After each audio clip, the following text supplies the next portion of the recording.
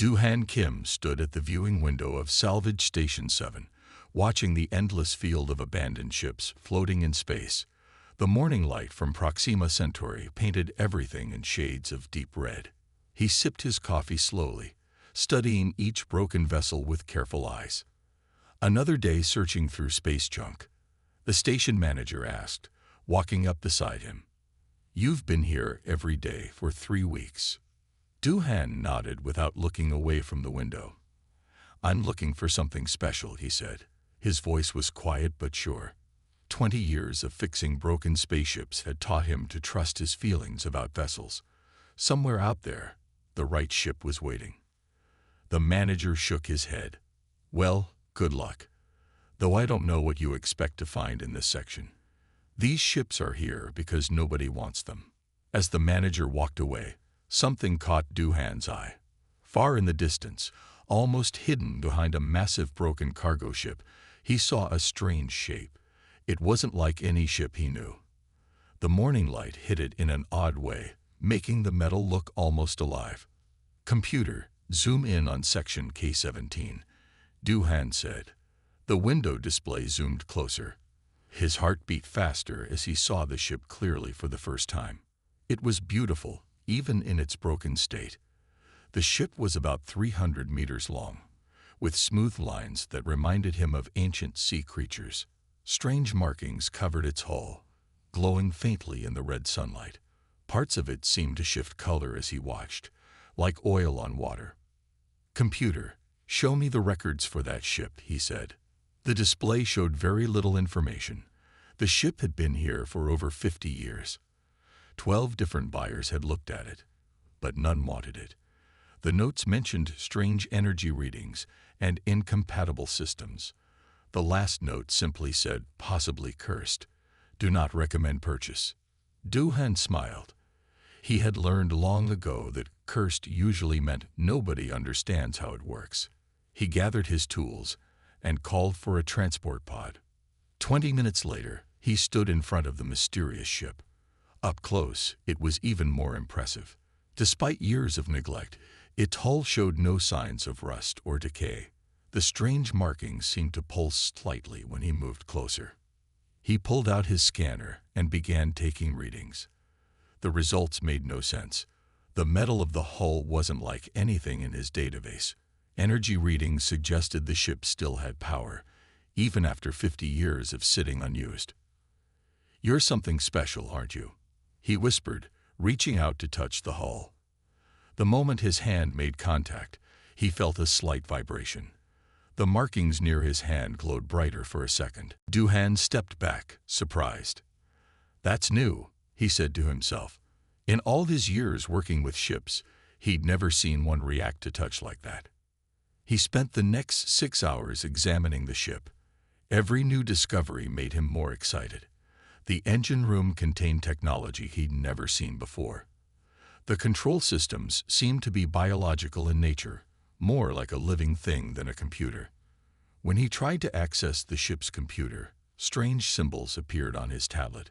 They weren't like any language he knew, but something about them felt familiar. As he studied them, he could almost understand their meaning. Back at the station office, Han sat across from the manager. "I want to buy it," he said. The manager looked at him like he was crazy. "That thing. Did you see the warning notes? Nobody can even figure out how to power it up properly." "How much?" Han asked. "Look, I should tell you. 3 engineering teams tried to restore that ship. All of them quit after a week. Said the ship fought against their repairs. One team leader said it made his dreams go wrong. He wouldn't explain what that meant." Han just waited patiently. The manager sighed. "Fine. 5,000 credits. That's barely more than scrap value. But I have to warn you officially. That ship is trouble." "I'll take it," Han said, already transferring the credits. He knew 5,000 credits was incredibly cheap for a ship this size. A normal vessel of similar size would cost millions, but fear had made it almost worthless to others. As he signed the purchase papers, his tablet lit up with strange symbols again. He hadn't even tried to connect to the ship's systems, but somehow it was reaching out to his device. That evening, Doohan sat in his small apartment on the station, looking through the data he'd collected. The ship's design was unlike anything humans or other known species had created. The technology seemed to work on principles that went against what he knew about physics. His tablet screen flickered, showing more of the strange symbols. As he watched, they began to shift and change. Slowly, they transformed into Korean characters. His eyes widened as he read the message. Waiting. So long waiting. You understand. Doohan's hands shook slightly as he typed a response. I want to understand. I want to help. The symbols changed again. Others tried. Failed. Not right. You? Different. Different how? He typed. The response came slowly. You? Hear the song. Doohan sat back, thinking. During his inspection, he had felt something. A kind of harmony in the ship's systems that he couldn't explain. Was that what it meant by the song? He needed help. This was bigger than anything he'd worked on before. He picked up his communicator and called an old friend. Hanbai. It's Doohan. Remember how you always wanted to work on something completely new? Something nobody understands. I found it. And I think it's alive. There was a pause on the other end. Then Hanbai Park's excited voice came through. Tell me everything. Doohan smiled as he began to explain. He knew Hanbai was the best AI specialist in the sector. If anyone could help him understand the ship's living computer systems, it was her. As they talked, his tablet displayed one more message. Beginning. Long journey starting. That night, Doohan dreamed of flying through space in a ship that sang to the stars. When he woke up, he knew his life had changed forever. The ship nobody wanted had chosen him. And somehow he knew this was just the start of something amazing. The next morning, he stood in front of his ship again, watching the red sunlight play across its hull. The markings glowed brighter as he approached, like the ship was greeting him.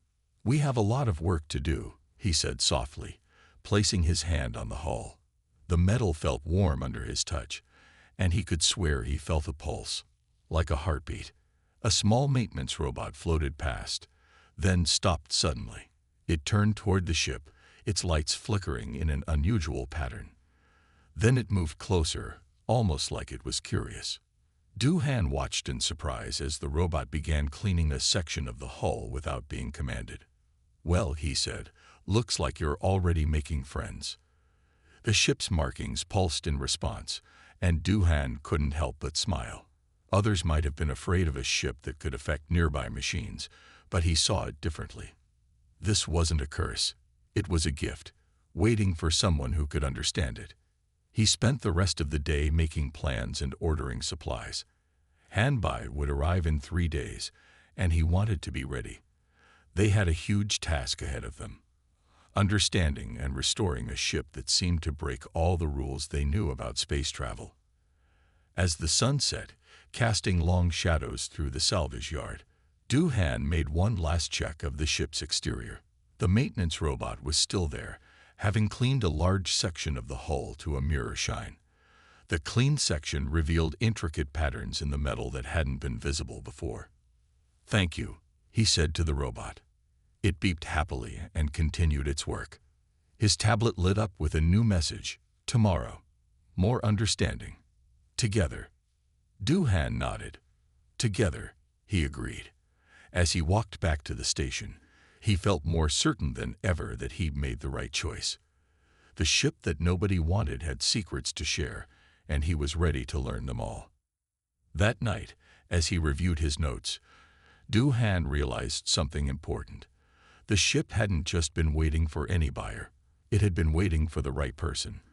Someone who could hear its song, who could understand its strange way of communicating. Someone who wouldn't try to force it to be like other ships. He remembered something his grandfather used to say. The best tools choose their users.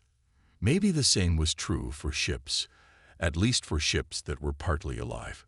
Tomorrow would bring new challenges, but Doohan was ready for them. He had spent his whole life fixing broken ships, but this was different. This ship wasn't really broken, it was just waiting to be understood. As he fell asleep, he could almost hear it. The faint, beautiful song of a ship that was unlike any other, calling out across the stars for someone who could listen and understand. The adventure was just beginning. 3 days after Duhan bought the mysterious ship, Han Bai Park arrived at Salvage Station 7. She stepped off the transport ship carrying 2 large cases of equipment and wearing an excited smile. "Where is it?" she asked, not even stopping to say hello properly. Duhan laughed and pointed through the viewing window at his ship. Han Bai's eyes went wide. "It's beautiful," she whispered. The morning light made the ship's hull shimmer with colors that shouldn't have been possible on metal. "Wait until you see how it responds to touch," Duhan said. "The whole ship seems alive somehow." They took a transport pod out to the ship. As they got closer, Han Bai's scientific equipment began to act strangely. Her tablets turned on by themselves, and her sensors showed readings that made no sense. "Incredible," she said, checking the numbers. "The energy patterns are like nothing I've ever seen. It's almost like brainwaves, but much more complex." When they landed, Duhan led her to the main entrance. The door had no visible handle or control panel. He placed his hand on the smooth metal surface, and the door simply opened. "How did you figure that out?" Han Bai asked. "I didn't," Duhan said. "The ship showed me. Watch this." He touched another part of the wall, and strange markings began to glow under his fingers. They changed shape, forming Korean characters. "Welcome back," the message read. Then new characters appeared. "New friend." "Yes," Duhan said out loud. "This is Han Bai. She's here to help us understand each other better." The ship's lights pulsed softly, and more characters appeared. Different mind. Interesting patterns. Han Bai stared at the words, then pulled out her scanner.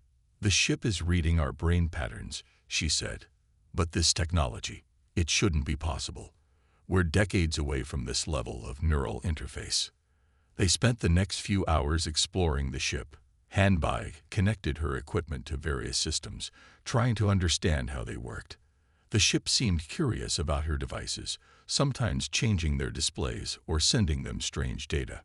"Look at this," Han Bai said, showing Duhan her tablet. "The ship's computer isn't just a machine.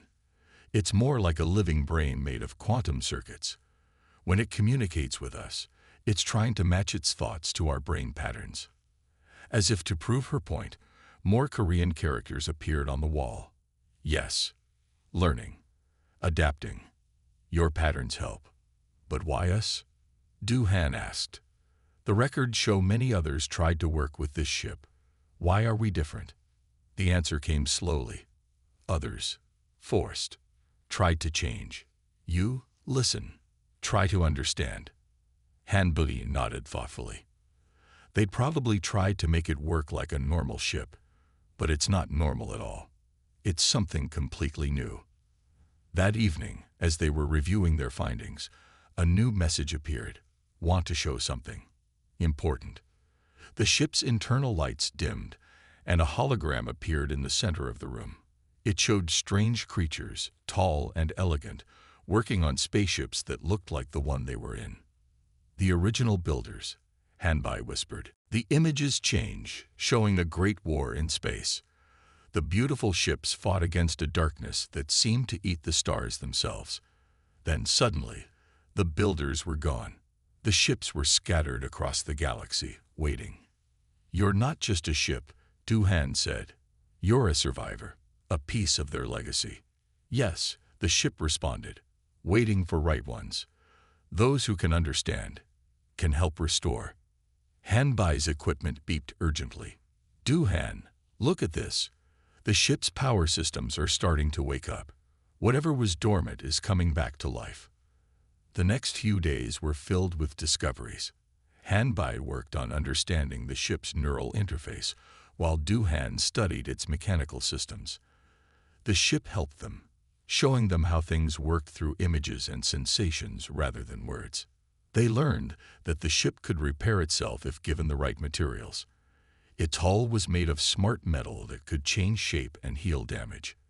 The engine room contained crystals that seemed to bend space itself. One morning, while they were working, a new voice joined their team. "Excuse me," someone said from the doorway. I couldn't help noticing the energy readings from this ship. They turned to see a woman in engineer's clothes, holding advanced scanning equipment. "I'm Jai-Yun Lee," she said. "I specialize in quantum propulsion systems, and I've never seen readings like these before." Before Du-Han could respond, the ship's markings glowed brightly. Korean characters appeared. "Another one who listens. Welcome." Jai-Yun stared at the words, then at her scanner. "Did the ship just greet me?" "It does that," Du-Han said, smiling. "Would you like to help us understand how it works?" Jai-Yun's eyes lit up with excitement. "Are you kidding? This is the opportunity of a lifetime." As Jai-Yun examined the engine room, she became more and more amazed. "This isn't just advanced technology," she said. "It breaks the rules of physics as we know them. The quantum field interactions are incredible." The ship seemed pleased with their progress. Each day, it showed them more of its capabilities. The maintenance robots from the station had all moved to help with the restoration, working together in ways their programming shouldn't have allowed. One evening, as they were finishing their work for the day, Han-Bai made an exciting discovery. "I think I figured out how to make a proper neural interface," she said. "Something that will let us communicate with the ship more directly." "Is it safe?" Du-Han asked. Han-Bai nodded. "The ship has actually been helping me design it. It's been sending me corrected schematics every time I make a mistake." The ship displayed a message. "Ready when you are. Trust you." They spent the next day building the interface. It was a simple-looking headband made of the same strange metal as the ship's hull. When it was ready, Du-Han volunteered to try it first. "Are you sure?" Han-Bai asked. "We don't know exactly what will happen." "I'm sure," Du-Han said. He put on the headband and closed his eyes. For a moment, nothing happened. Then suddenly, his mind was filled with images and feelings. He could sense the ship's systems as if they were parts of his own body. He could feel its happiness at finally being able to communicate properly. Most importantly, he could hear the song. It was beautiful and strange, like nothing he had ever experienced before. The ship's consciousness touched his mind gently, sharing memories and knowledge. When he opened his eyes, Han-Bai and Jai-Yun were staring at him with concern. "Are you okay?" Jai-Yun asked. "You've been standing there for 20 minutes. "I'm fine," Du-Han said, smiling. "Better than fine. I understand now. This ship wasn't abandoned because it was broken. It was waiting for the right people, for humans." The ship's message confirmed his words. Humans different, can hear the song, can understand the old ways. Together, we can do amazing things. That night, as they prepared to rest, they all felt that something important had changed. They weren't just fixing an old ship anymore. They were helping to wake up something ancient and powerful, something that had chosen them specifically. "Tomorrow," the ship told them, "we begin the real work. Are you ready?" Looking at his friends' excited faces, Du-Han knew the answer. They were ready for whatever came next. The ship that no one wanted had found its crew. And together, they would discover just how special it truly was. As they left for the night, the maintenance robots continued their work, guided by the ship's growing consciousness. In the quiet of space, the ancient vessel hummed with new life, its systems awakening one by one, preparing for the journey ahead. 1 month after they started working on the ship, everything changed. Du-Han arrived early that morning to find all the maintenance robots gathered around the vessel in a perfect circle. They stood completely still, their lights pulsing in sync with the ship's glowing markings. "What's happening?" Han-Bai asked as she walked up behind him. She had dark circles under her eyes from staying up late working on the neural interface systems. Before Duhan could answer, the ship's entire hull began to shine with a soft blue light. The strange markings moved like flowing water across its surface. Then a voice spoke directly into their minds. "I am awake," it said. The voice was gentle but filled with power. "Thanks to you, I am finally fully conscious again." Duhan and Hanbai stood in amazement.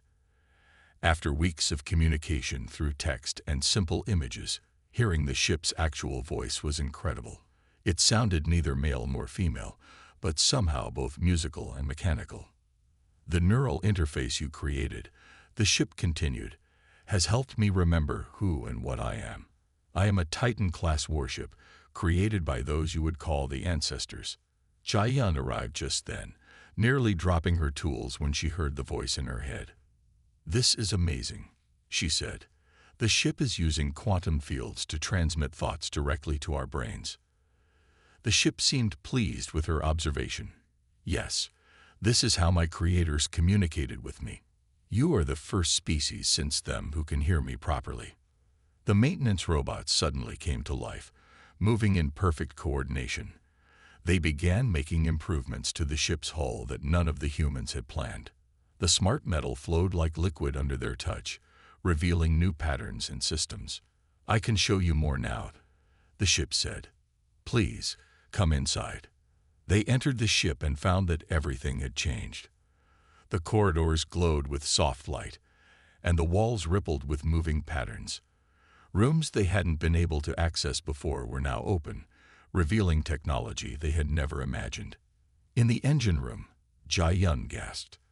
The quantum crystals were now fully active, floating in mid-air and pulsing with energy. "These power levels are off the charts," she said, checking her instruments. "This ship could outrun anything in the galaxy." The ship led them to a new room near its center. Inside was a chamber with 3 chairs made of the same flowing metal as the hull. Each chair had a neural interface headband built into it. "These are the control chairs," the ship explained. "Through them, you can join your minds with mine completely. We can work as one." Duhan looked at his friends. They all nodded, knowing this was what they had been working toward. One by one, they sat in the chairs and felt the neural interfaces activate. The experience was overwhelming at first. They could feel the ship's vast consciousness surrounding their own. They could sense every part of its structure, every system and circuit. Most amazingly, they could feel each other's thoughts and emotions. Through the connection, the ship shared its full story. It had been created thousands of years ago by an advanced species that had mastered both technology and mental powers. The ancestors had built the Titan-class ships to be their greatest achievements, vessels that were both machines and living beings. But why did they disappear? Hanbai asked through the mental link. The ship showed them images of a terrible war. The ancestors had fought against beings from another dimension, creatures that fed on the energy of stars. The war had been devastating, and in the end, the ancestors had sacrificed themselves to seal the dimensional rifts. "They scattered us across the galaxy," the ship said. "We were to wait for other species to evolve, to find those who could continue their work. But none could hear us or understand us, until humans." "What makes us different?" Jia asked. "Your brains have patterns very similar to my creators. You might be their descendants, though changed by time. When Duhan first touched my hull, I knew I had finally found what I was waiting for." Through their joined minds, they could feel the ship's happiness at finding them, its excitement about working with them. They could also sense its incredible power, still mostly dormant but growing stronger every day. The ship showed them more of its capabilities. It could change its shape, heal almost any damage, and travel in ways that seemed impossible. Its weapon systems were beyond anything currently known, using quantum physics in ways that made Jia's head spin. "I need a crew," the ship said. "Not just any crew, but people who can truly join with me. Will you help me become whole again?" The answer came from all 3 humans at once. "Yes." The ship's consciousness embraced them warmly. Then it showed them one more thing, a vision of other ships like itself, scattered across space, still waiting to be found. "We are not alone," it said. "There are others. With your help, we can find them. We can complete the mission my creators gave us, to protect and guide younger species as they reach for the stars." When they finally left the control chairs, hours had passed, but they had changed. The neural connection had left them with a permanent link to the ship and to each other. They could feel the ship's presence in their minds like a comforting song. Outside, they found more surprises. The maintenance robots had completely transformed the ship's exterior. Its hull now shone like polished chrome, with patterns of light flowing across its surface. It looked both beautiful and powerful, every inch the Titan-class warship it truly was. "Tomorrow," the ship told them, "we begin testing my restored systems. Are you ready to see what we can really do together?" Looking at the magnificent vessel before them, feeling its power and intelligence in their minds, they knew their lives would never be the same. A ship that no one had wanted had become something incredible, and this was just the beginning. That night, as they prepared for the next day's tests, they could feel the ship's excitement matching their own. Through their mental link, they sensed it running system checks, testing its restored capabilities, making sure everything was perfect. "We should give you a name," Duhan said suddenly, realizing they had never asked. The ship was quiet for a moment, then responded with warmth in its mental voice. "My creators called me Songweaver because I could hear the music of the stars. But I would be honored to have a new name from you." The three humans looked at each other, sharing thoughts through their link. Then Hanbai smiled and said what they were all thinking. "Songweaver is perfect. It's who you are." As they left for the night, Songweaver's lights pulsed gently, playing patterns across its hull that looked like flowing music. Tomorrow would bring new adventures, but for now, they all felt the joy of being exactly where they were meant to be, together, ready to explore the wonders that waited among the stars. The morning of Songweaver's first test flight dawned bright and clear. Duhan, Hanbai, and Jaiyun arrived early, feeling the ship's excitement through their mental link. But they found someone waiting for them at the dock, an older man in a formal military uniform. "I'm Captain Tajin," he said, bowing slightly. "I've been watching your project with great interest. The energy readings from your ship caught the attention of Galactic Fleet Command." Before anyone could respond, Songweaver's voice spoke in all their minds, including the captain's. "He is trustworthy. His mind patterns are strong, like yours." Captain Tajin stumbled back in surprise, then smiled broadly. "Incredible. Direct neural communication. I've only read about such technology in ancient texts." The ship's hull rippled with welcoming patterns. "You have studied the ancestors' writings. You understand what we once were." "Yes," Tajin said, recovering quickly. "The Titan-class warships were legendary, but we thought they were all lost." Just then, all their communication devices activated at once. Emergency signals flashed across the screens. Captain Tajin's face grew serious as he read the message. "We have a situation," he said. "A hostile fleet just appeared at the edge of our solar system. They're not responding to hails, and they're heading straight for Earth's colonies." Through their mental link, they all felt Songweaver's immediate response. The ship's systems came fully online, power flowing through its quantum crystals like never before. "This is why I was created," Songweaver told them. "To protect, to defend. Will you join me?" They didn't hesitate. Duhan, Hanbai, and Jaiyun ran to the control room, taking their places in the neural interface chairs.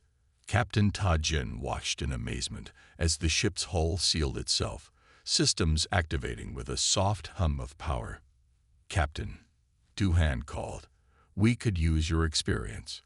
There's a fourth control chair now."